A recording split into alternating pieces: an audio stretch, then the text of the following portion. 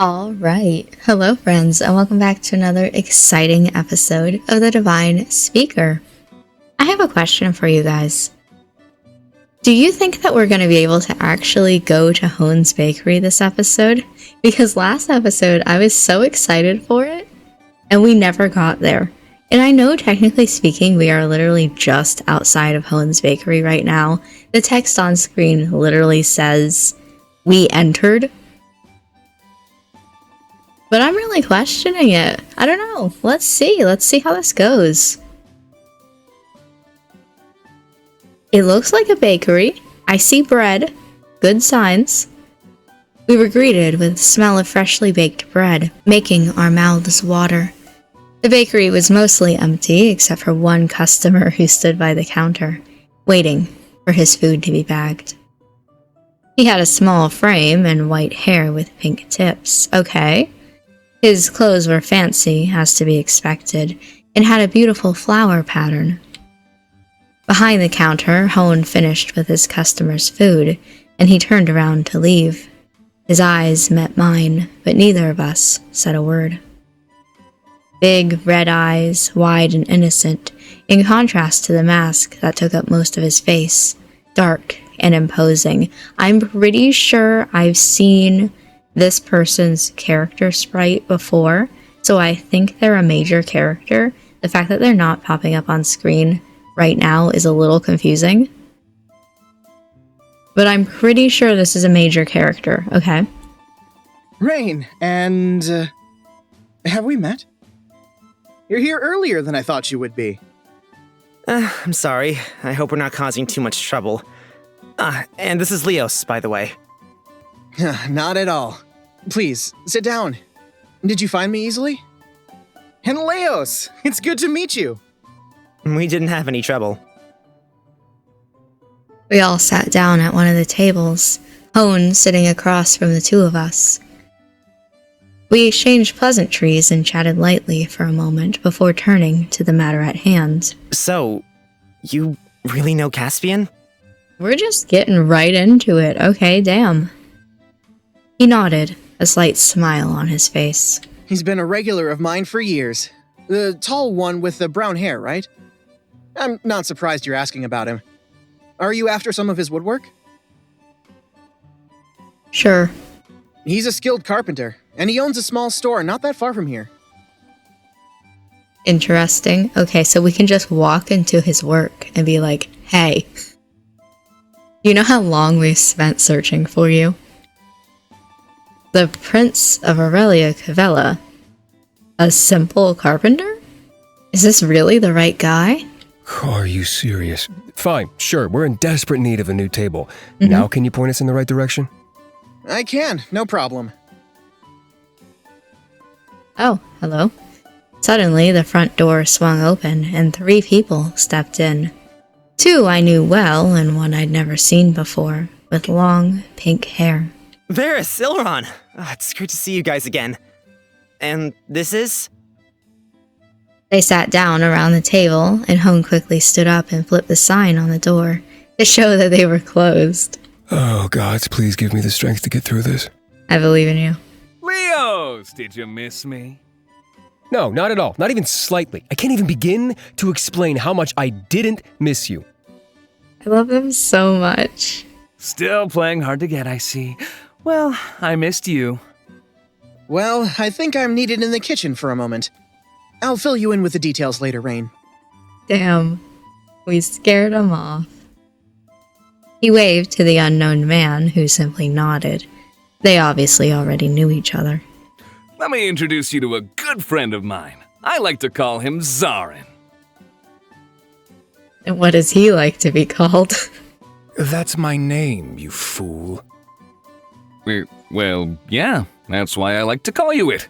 Makes sense when you think about it. Wow, what a funny joke. How long you been thinking about that one? It made me laugh, Leos. A week. Give or take a few days. Rain, I take it. And you are? Leos. Leos. Right. The one that came from Aurelia Cavella. Leos glared at Ilron, who just shrugged in response. I suppose some introduction will be necessary. First and foremost, I'm the royal physician to His Highness, the Lord of Sidcaeum. But this position allows me certain freedoms. Ominous. Freedoms to research to my heart's content. I spend most of my time attending to scholarly duties, and I consider myself an expert in theology and demonology. Okay. Of course, this is heavily frowned upon, so I expect this to be kept between us. Certainly. I don't intend to tell anyone. Theology. Demonology? Huh? Zarin here has been researching demons and gods for a very long time, so we couldn't think of a single other person who may be able to help Nox and Soren more. Quite. Normally, I wouldn't agree to something like this, but unfortunately, due to my acquaintanceship with a certain someone, I had little choice. Elrin grinned, leaning back in his chair with his arms crossed over his chest. Who would have guessed? How's he doing? Has he woken up yet? No, not yet. He's stable but asleep. I've only begun preliminary testing, but nothing is out of the ordinary. Vitals are within healthy ranges, breathing is normal. He has no internal injuries, he's just stuck in a slumber. Could I awaken him? Possibly, but I won't try until I can find a way to separate the demon from him. Valid. Is something like that even possible? I don't want to get your hopes up. I've never seen anything like them, two beings so closely melded together at the seams. Even if I can separate them, will they ever be the same? I don't know. Not yet. However, all is not lost. I'm just not in the habit of pretending everything will work out when there's obvious risks. I have Soren in my lab, and I'll keep him there until I can ascertain the nature of their joining and find a way to separate their souls. I don't know how long it will take. I couldn't give you an estimate even if I wanted to, but they're both safe with me. I can't thank you enough. I might not have known Soren for that long, but I wanted to save him. Turns out that wanting to save someone doesn't mean you can. So I'm entrusting him to you. Have you ever dealt with a demon like this before? Nothing quite like him. I can't say I've ever held one in my lab either. However, I'll only be in danger if he awakens, and it doesn't seem like that will be anytime soon. I don't know, it kind of sounds like he's gonna wake up soon and cause some terror, but... Right, well, I honestly couldn't care less about what happens to him. Leos. He glanced at me out of the corner of his eye. But, for his sake, I hope you'll be able to help him. I will accept that. Leos. I felt myself swallow hard. It was unlike him to care about something just because I did. Wait. Or is it? He's come with me all this time, saved my life, helped me to find Caspian, without any gain. Has he been doing this for me this entire time? Before I could ask any other questions, the door suddenly swung open. Another person stepped in. It was the young man from before. Master, are you here? Told you, I'm like, he has a sprite. I just don't know why he's not showing up on screen. His eyes scanned the crowd at the table, and at seeing Zarin, he hurried to his side. Not long after, he noticed Elrin. He jumped back as if he were a cat hissing at a dog. You, what are you doing here? I told you to leave my master alone! Oh, look, it's the brat. What was your name again? Tight ass? Can't even spend a few moments away from your precious Zarin. Why, you... Titus, at ease. You know that I'm helping them with something at the moment. But why him of all people? He's so rude and disrespectful to you. He's just a troublemaker. Don't compliment me too much. It'll go to my head. Is there anyone you get along with? Does Varys count? No. Nope. Then, nope. Ilron, Titus, let's calm down for a moment. We were just discussing Soren. You're helping to monitor him too, aren't you? He smiled at Titus, who seemed to instantly relax. So, a fan of Varys, but not of Elrond. Not difficult to imagine why. That's right. He's a weird case, you know. I know. Allow me to make an introduction since my dear nephew has decided to cast aside his manners. Okay, interesting. This is my assistant, Titus. He'll be watching over Soren and making sure to keep him healthy while I do my research.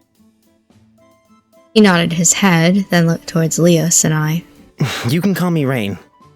Leos, if you must. Leos. Which one were you again? Oh, right, I remember the tall and uptight one. Where did you get that from? Whoops. Is that what I described him as? I felt that. Oh, you just wait. It's nice to meet you, Titus. Thanks for your help with Soren. It's no problem. I'd do anything for my master. Master this, master that. Now, if we're done with talking about Soren for the moment, I'd instead speak of something else. Rain. Me? I've heard a little about you from Ilran. I won't repeat the legends since I'm sure you've heard them 1,000 times before, but there hasn't been someone like you in this city for a very long time. Okay. A strange curse from a city thought to be a myth, a connection to the speaker himself. It's as if you were from a fairy tale. There's not a single person in this city who wouldn't climb over others' dead bodies to take you for themselves. You're a mystery, a hidden ace, a checkmate. You have to be careful. No one will get their hands on him as long as I live. Jeez, just propose already. I can already imagine the vows. How about you, fucker? Pipsqueak, I promise that as long as I live, no one will get their hands on you. How romantic! Kinda sad if you think about it. I'm glad to hear it. Sid Caem is a wonderful city, but you can't underestimate the people that live here. Well, I've done my part. I'd say I'm free of any obligation to stick around, right? We'll take our leave for now. Rain, we'll come find you again soon. Even though we finished with our end of the bargain and delivered Soren to safety, there's still more for the two of us to discuss. But that's for a later time. Okay. There's a dark cloud over Sid Caem, but I don't know what it means. Keep safe and be on the lookout, always. Now isn't the time to easily trust anyone. Before they could leave, Titus pulled Varys to the side, and they talked quietly for a few moments. Titus passed him a slip of paper, then let him go. If there are words on that paper, I have bad news for you, but... I have something to speak about with Hone. Can you take over briefly? He looked towards Titus, who nodded proudly. Zarin? I don't remember. Again. I said it before. Stood from our table and entered the back room where Hone had gone, as if only natural. You two are really from Aurelia Cavella? Can I ask some questions? If you have to. We are. It's deep in the forest near Stagwitch. He didn't ask. Near Stagwitch? That's further away than I would have expected. What an amazing discovery. How I'd love to see the town for myself. How does a civilization grow closed off completely from the outside? Surely you do things very differently to us. I need to write this all down. He pulled out a notebook and started furiously writing, recording every word I said. Just like Zarin, he must consider himself as a Rin. It's not like Aaron. Just like Zarin, he must consider himself something of an academic. What about you? You're from Sid Caem? He reached up and touched his mask, remaining silent. No, but nothing remains in my home to go back to. It was burnt to the ground, along with a handful of other houses. All right. People still live there, but the thing that made it my home is gone. I scratched the back of my hand awkwardly. Probably shouldn't have asked. Leos, can I ask you some questions too? What did you do in Aurelia Cavella? Not like you gave me any chance to say no, and, I... Go ahead. He frowned as if trying to decide whether to tell the truth or not, but ultimately sighed and shrugged. I'm an assassin. An assassin? That's amazing! How much use is there for an assassin in such a small town, I wonder? I do wonder that too, Leos. Actually, I've thought of that before. Plenty. Trust me. I don't really know, but okay. Astonishing! Let me note this down. Aren't you scared of me? Is there a bounty on my life? Alright, good answer. Not that I know of. Well, then I'm not. I know people like you live in a code of honor anyway, right? You wouldn't kill someone for nothing. Oh, I need to ask where you're staying. I'll come find you in my master's place if we learn anything new about Soren. The Silver Willows. It's not that far from here. Nice. Got it. He continued scribbling in his journal, making notes. I almost felt like I was being interrogated. If you wouldn't mind, may I take a look at your markings? Leos frowned, but remained silent. I don't see why not. I don't like that I get a choice in this. I don't see why not. Here. I rolled my sleeve up, and Titus quickly took my arm and examined the markings. He traced them a few times with his finger, then picked his notebook back up and began sketching. I'm an alchemist and a healer by trade, but I can't help but be interested in most history and mythology. By the looks of it, these runes are probably hundreds, if not thousands of years old.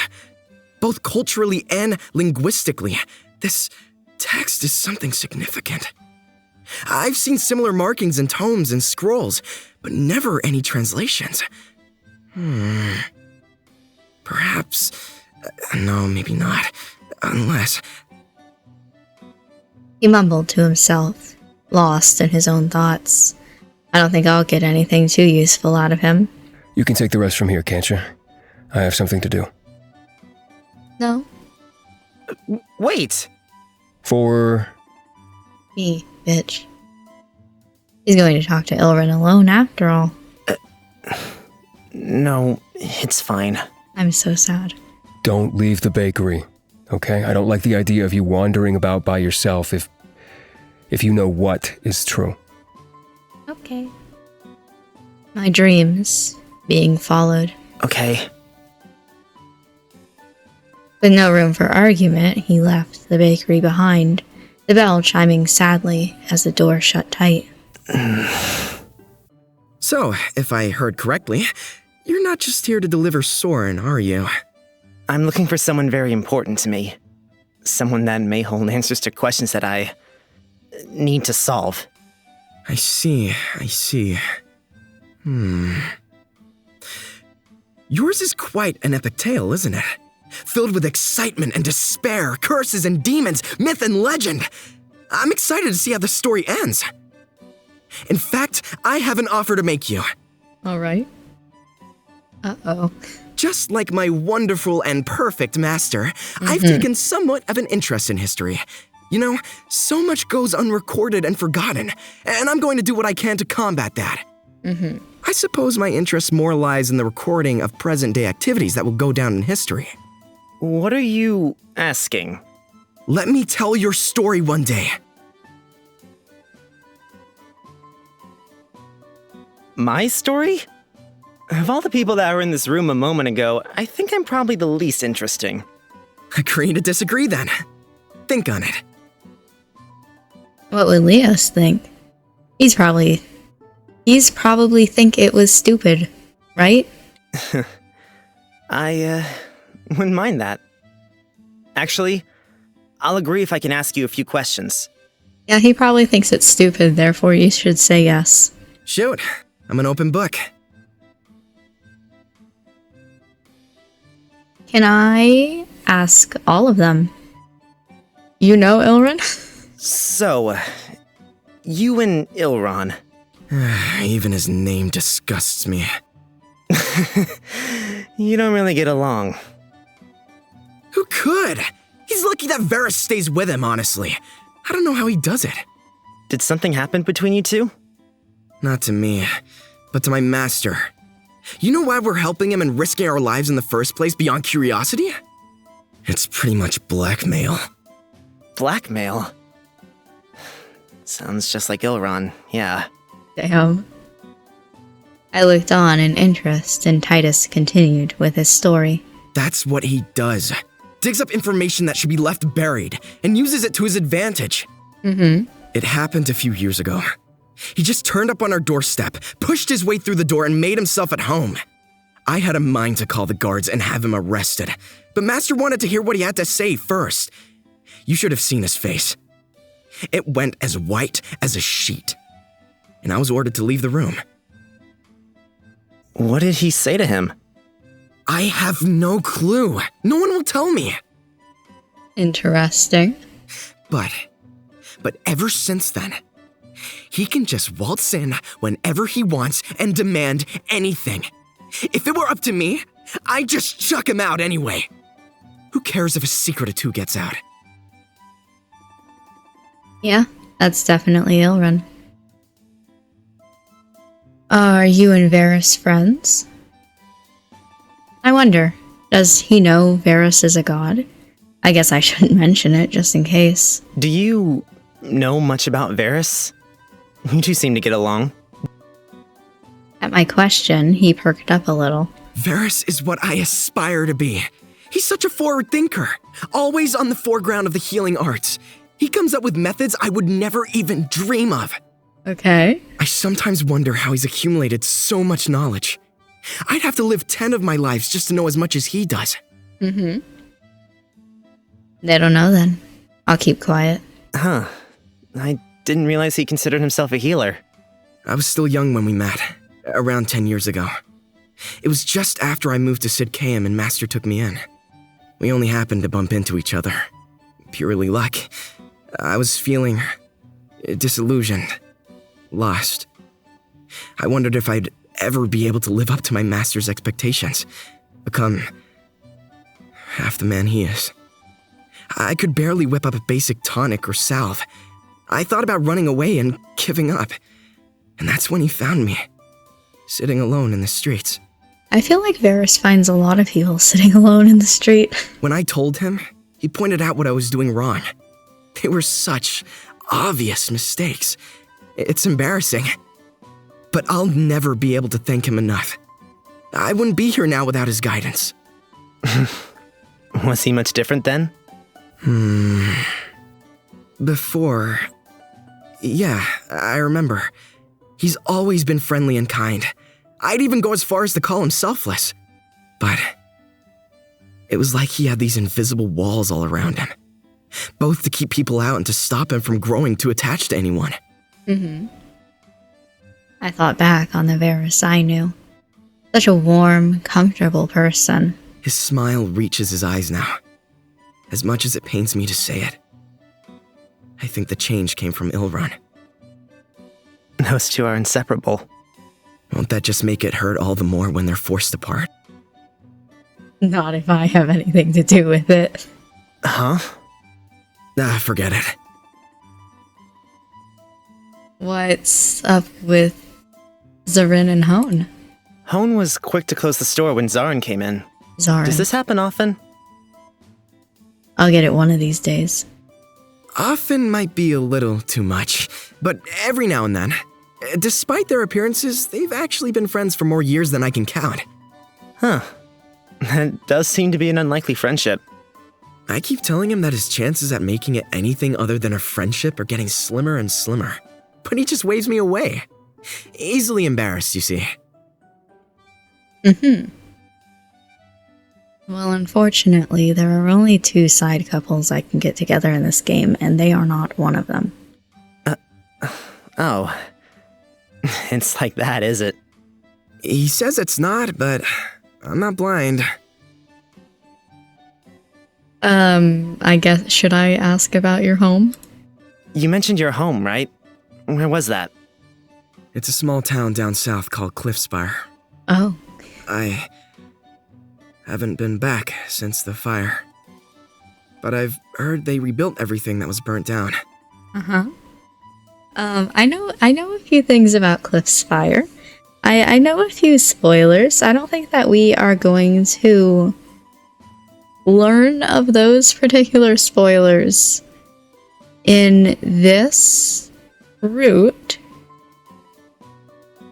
but in a different route, if we were to romance one of the other characters, I know that is a pretty big deal. The burning of Cliffspire. So, hey, sorry? I'm sorry to hear that. How did it happen? I was only young, but they say that a demon burnt it down as punishment. A lot of people died. I wasn't there in the aftermath, though. I was brought to Sidcam. Gods. I'm sure that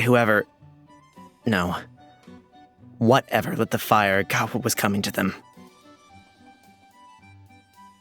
Mm-hmm. I couldn't hope for anything else. Actually, about Elron. Okay, subject change. Do you know where he's from? He's definitely lived here for quite a few years. But I heard he was born in a far-off city. Just what could Leos want with him? Before I could ask anything else, the door to the kitchen swung open, and both Hone and Zarin appeared. Master! I should ask about Caspian before there's any more interruptions. And then wait around for Leos, I guess. Can I ask you more about Caspian? Oh, sorry. I've kept you waiting, haven't I? Where will I be able to find him? It's not far from here. If you go up the steps to the west, then continue down the road a while, you'll find it easily. It's called Eclipse. Mm-hmm. What a pretty name. He won't talk about the name either. He clams up if you ask about it.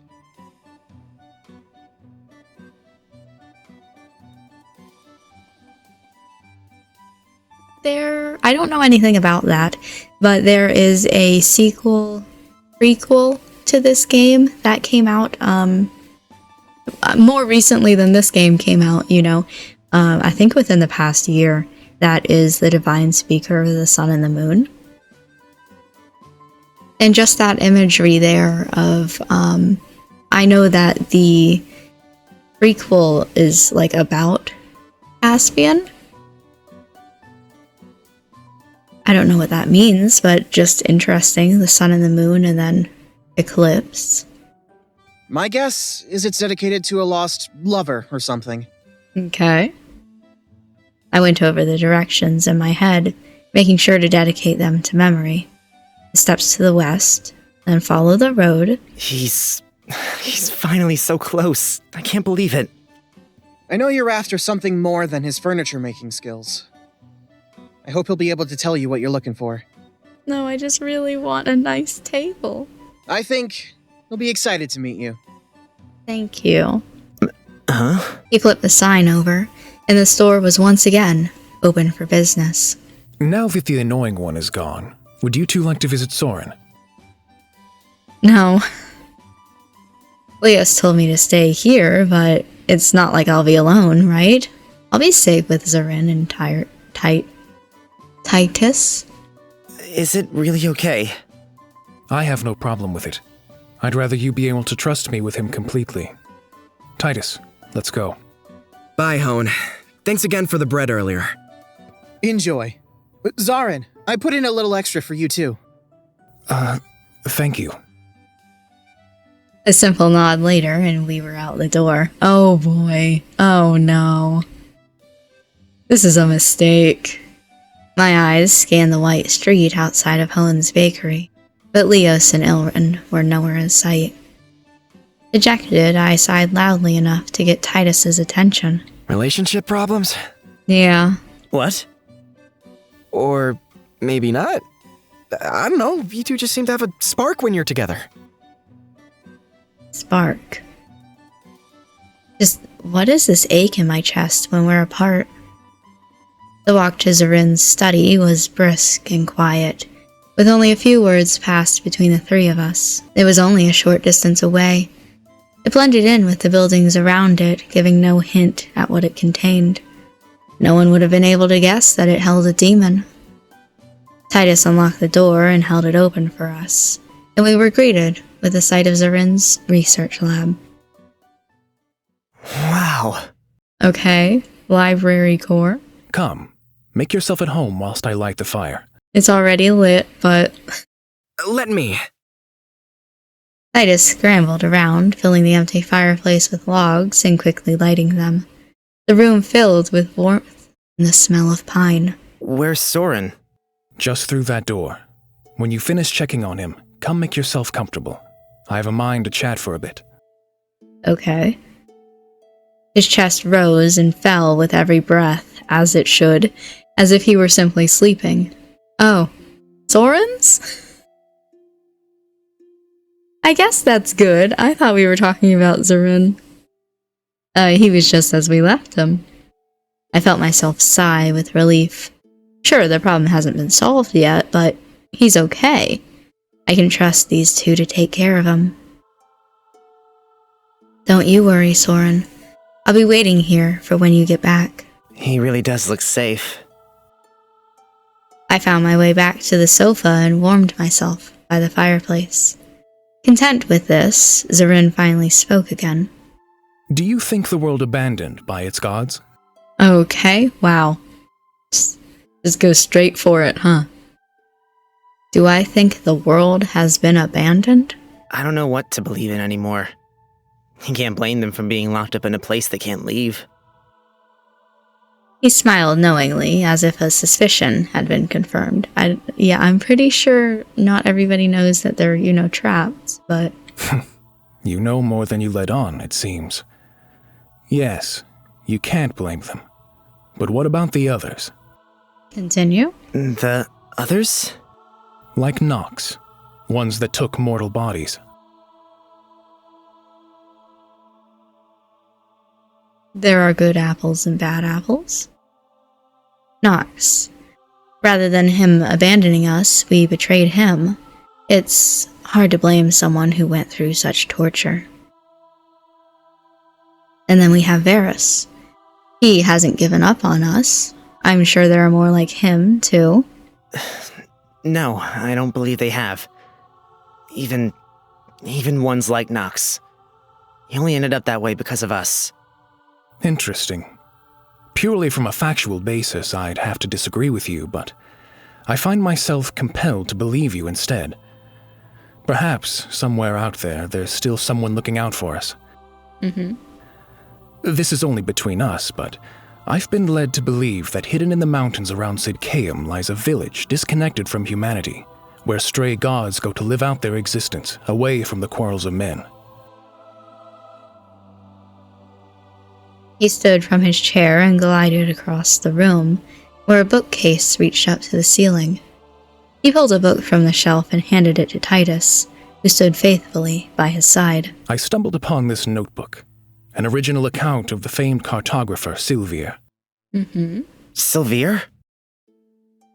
You pronounced it differently than he did. She traveled from Toggen, the land across the seas, all the way here to Vidis, to do what she did best, map-making. None of the journal is in a language I can read. Luckily, I have with me a very skilled interpreter and linguist. You don't look very happy about it. You two really can do anything. As can anyone, if they put their mind to it. Regardless, the tales of Sylvir aren't too exciting for the most part. They're what you'd expect from someone that travels the land, except for one entry. She was hiking around the mountains of Sidcaeum, but she collapsed in the snow. Traveling alone, she thought that would be the end for her. But when she woke up, she was in an unknown village, being tended to. She asked again and again where she was, but no one would answer her. Her writing became a little jumbled, and text that once stood out as clear as day has faded away. But a single name jumped out. Elliot. Okay. That is the same name as the statue that Rain randomly pointed out and I thought was kind of weird. So, interesting. Elliot. Elliot the Godslayer? Okay. Didn't remember that part if that was on the statue. Perhaps, but the times don't seem to match up. Elliot Fearon died in the Aurelian War, fighting against the Speaker and his followers. Sylvia didn't arrive until much after that. Either way, eventually she leaves. Blindfolded, I should note. They made sure she wouldn't be able to find her way back there. Once they set her free, she says that she could feel someone watching her as she descended down the mountain. Right. When she turned back, she could see yellow eyes watching her from the tree line. Making sure she didn't try to go back. So, you think this is that village? He nodded before eventually shrugging. It's a possibility. A place like that could very well exist, but why wouldn't Varus choose to go there then? I feel like I've kept you too long. You've been on a lengthy journey, and you can finally see the end in sight. Don't let me stop you. I was wondering, is it really safe for you to be researching something like this? What if they find Soren? The king knows what I study and chooses to turn a blind eye. Don't be mistaken, though. There's a difference between following something and having a scientific interest in it. I'm a scientist. My life's goal is to learn, to discover. Something as petty as a few rules won't stop the pursuit of knowledge. Okay. Soren will be safe with me. Thank you, Zarin. That puts my mind at ease. Take care of Soren for me. He smiled, and Titus showed us to the door.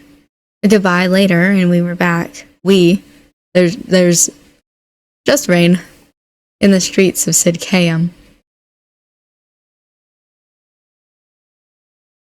Oi! Hey.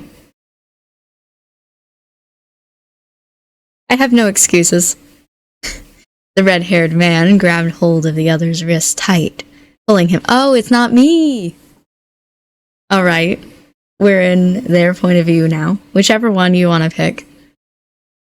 Ilrin's eyes, which had sharpened into a glare, relaxed when he saw who grabbed him. You know, it's not polite to grab onto people like that. If you were anyone else, you might have gotten a knife to the gut. I want to talk. Alright, the most awkwardly way to say that. Okay, no need to be so desperate. Oh, I'm not interested in a date, though, alright? Good, neither am I.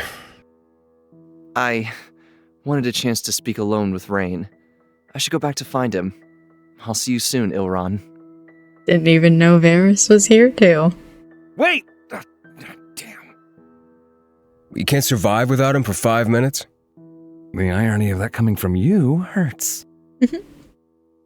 Leos's grip refused to loosen, and the two stared down each other as if it was a standoff, before Ilrin grinned again at him. So, are you going to talk, or were you just planning to stand there and glare at me all day? Tell me what you're planning. I won't let you hurt Rain. I'm not really much of a planner anyway.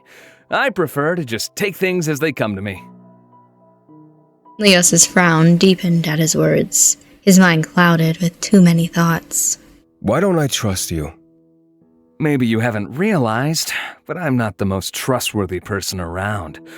Or, alternatively, it could be your deep-rooted issues with trust. All you ever do is talk around questions, like that time back in the Amaranth Forest. Why did you want to know so much about me? I had some suspicions to confirm, that's all. Tell me the truth. I know you from somewhere, don't I? Wow, don't tell me the jig is up already. It's true then. Who knows? I was gonna say, that was too straightforward of an answer from Ilrin. He pulled his wrist from Leos's grasp before rubbing at the red mark. I should also maybe say that I do know things about this. I was trying to find a way to like explain that. The tragic backstory behind this. Ouch! You should learn to be a little more delicate if you want to attract your little sunflower boy. He'll get stolen away by someone else at this rate. Unlikely. I'm pretty sure we are locked into this romance route, but alright. Why won't you answer any of my questions? Because I don't have any answers to give you. Work it out yourself. The green-haired man turned to leave. Oh my god, Christmas colors, red and green, walking a few steps before glancing back over his shoulder. Well, hey, at the very least, I'm a little better at hopscotch now. I don't know what that means. What? Wait! Shit, he's gone.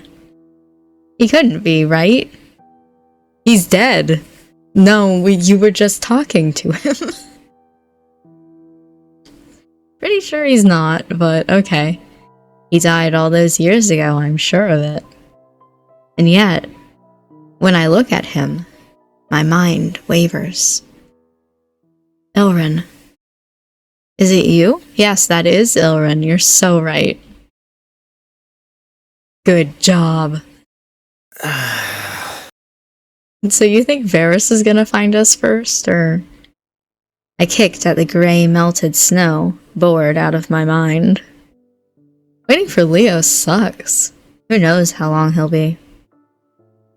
Maybe I should just go back to the room. Leave him to search for me. That would teach him.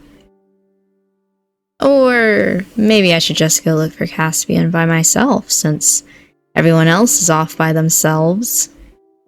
Rain. What's up? Varys, what are you doing here? I came to chat for a while, since Ilron is busy with Leos.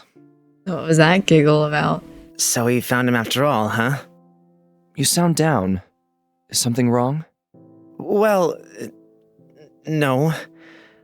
I guess nothing in particular is wrong. But something is weighing on your mind. Why don't we talk for a while? Really? Would that be okay? Anytime. I like to believe I'm a pretty good listener. Well, I'm just upset that Leos doesn't ever depend on me. It's like he doesn't trust me to get close to him. Varys' new job as a relationship, I don't know, therapist? It's obvious he wouldn't, though. I'm just a useless nobody. Counselor, perhaps? Varys shook his head calmly, laying his hand on my shoulder. Everything has its use, Rain. You might just not be able to see it yourself. I guess so. I'm sure Leos trusts you. I really am. It's more like he's too stuck in his own head to even think of depending on someone else. As if he's not used to leaning on someone else for support even being an option. You think so? I do. He definitely cares for you. Why else would he be so protective? Maybe it's because we were brought up so differently, but I was always taught to rely on those around me. Perhaps he was taught the opposite, that relying on someone else is a sign of weakness. Now that you mention it, I know nothing about his childhood. Hell, I don't even know about his life before I met him. I really don't know him at all. I doubt growing up as an assassin was very positive at all. Knowing from a young age that you have to kill those around you would be painful, I'd imagine. If we were just a little closer in age, we might have met earlier. I wonder if we would have been friends. Why don't you try to get to know him better? I don't know how. I'm scared he'll just push me away. Start with the small things. His favorite food, his most fond memory, anything. I thought I told you to wait at the bakery. Oops. Ah! I jumped, whirling around to see Leos. As if he appeared out of thin air, he jogged towards us, flustered. He must have been running around searching for me after all. Zarin wanted to show me Soren. Oh? How's he looking? That was a pretty normal response, okay? You'd know if you came with me. Fine. Healthy, but still asleep. He's less dangerous that way. They'll find a way to help him. I see how it is now. Varys, the relationship counselor. Yay. How what is? It's no matter. I think it's about time I took my leave. Rain, it was nice to talk with you, even if it was only for a short while. Is that what you wanted to talk about? He smiled and waved, leaving to find Ilrin. He really is amazing. He's so smart, so strong, so kind. I wish I could be like him. You should have waited inside. It's freezing out here.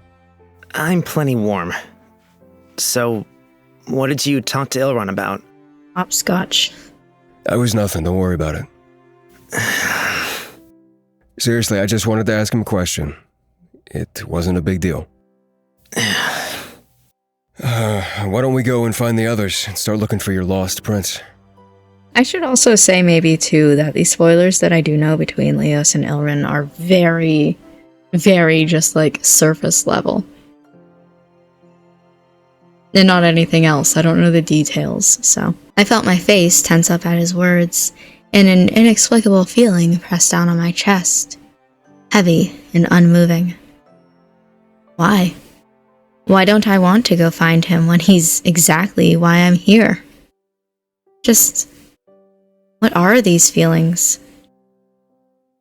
I want to stay with Leos and talk about all the things we've never been able to talk about before. I want to stay up into the middle of the night when only the moon is there to light up the room and learn everything about him.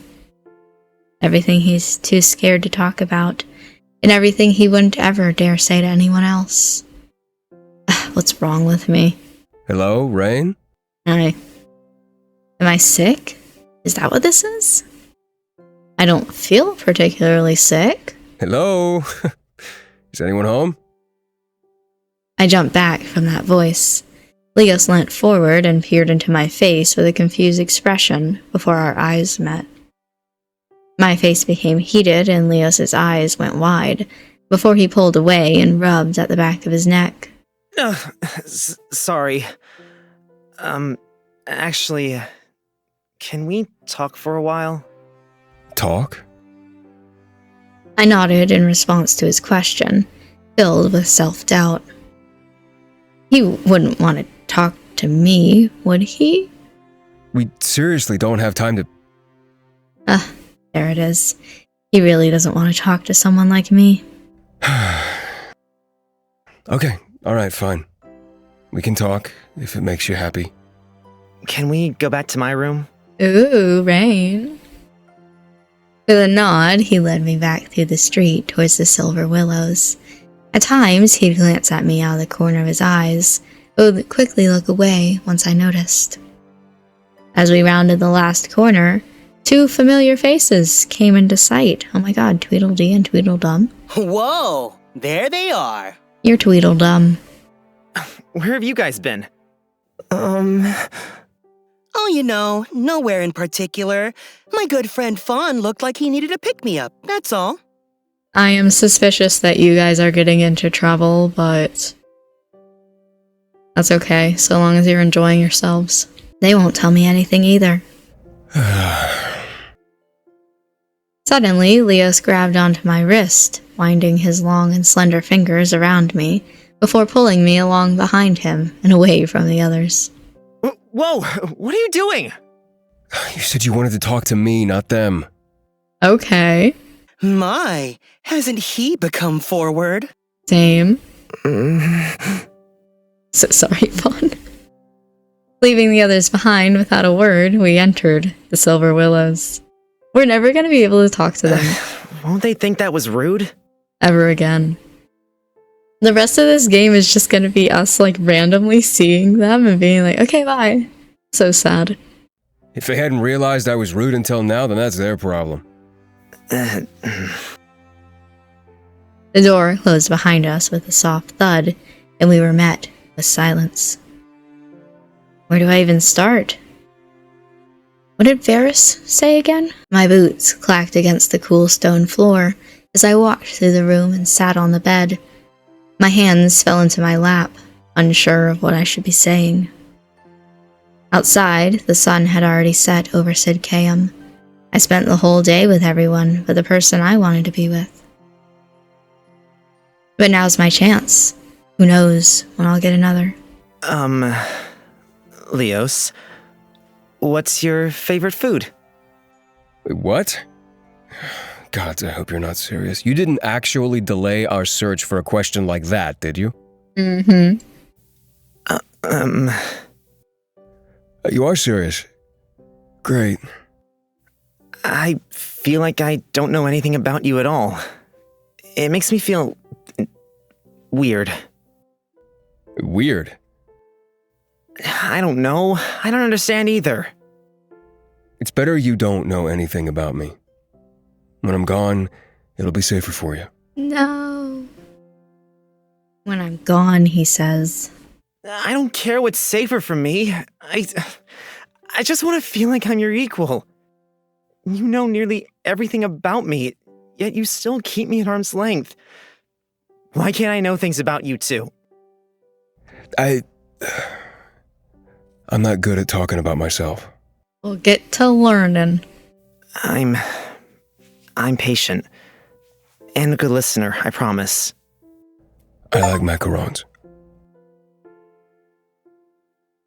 First of all, I like the way that you said that very fast. Secondly, I got an achievement for that.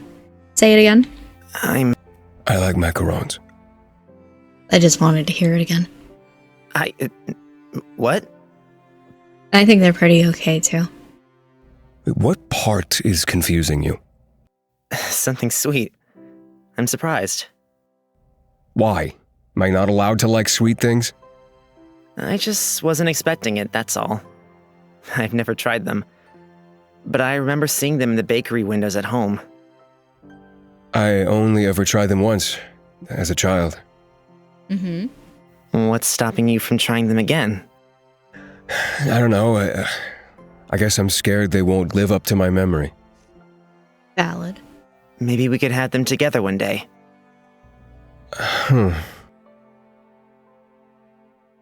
Quietly, he sat down beside me on the bed.